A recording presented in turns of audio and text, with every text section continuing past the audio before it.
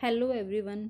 क्या आप जानते हैं कि भारत में महाभियोग किन पर लगता है और क्या सुप्रीम कोर्ट के जज पर भी महाभियोग लग सकता है? आइए इसे 1 से 2 मिनट में समझते हैं।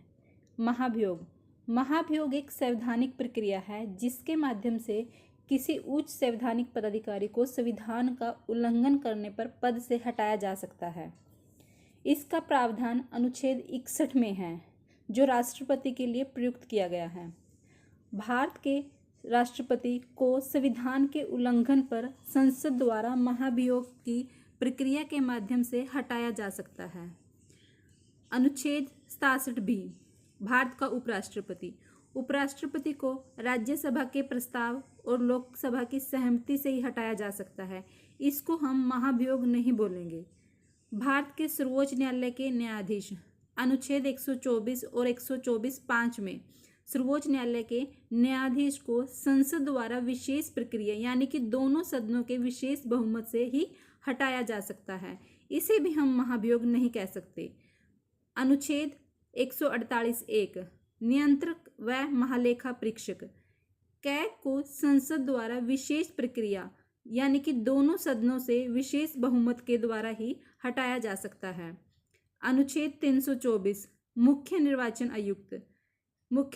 आयुक्त को संसद द्वारा विशेष प्रक्रिया के द्वारा ही हटाया जा सकता है, जो सर्वोच्च न्यायालय और उच्च न्यायालय के लिए प्रयुक्त की जाती है।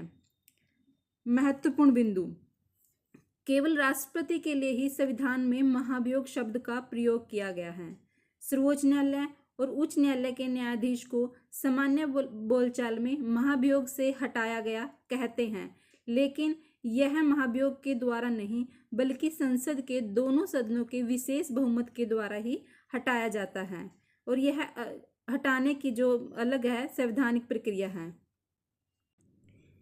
इसे उदाहरण से समझते हैं।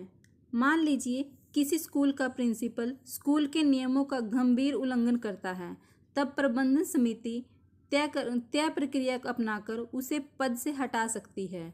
उसी तरह यदि राष्ट्रपति संविधान का उल्लंघन करते हैं तो संसद विशेष प्रक्रिया अपनाकर उन्हें पद से हटा सकती है, और इसे ही महाभियोग कहते हैं। इन शॉर्ट हम याद रखेंगे कि महाभियोग सिर्फ और सिर्फ राष्ट्रपति को हटाने की प्रक्रिया के लिए प्रयुक्त किया गया है, न कि बाकी संवैधानिक पदों के लिए, जैसे भारत का सर्वोच्च न्यायालय, नियंत्रण महालेखा परीक्षक और निर्वाचन आयुक्त इत्यादि। धन्यवाद।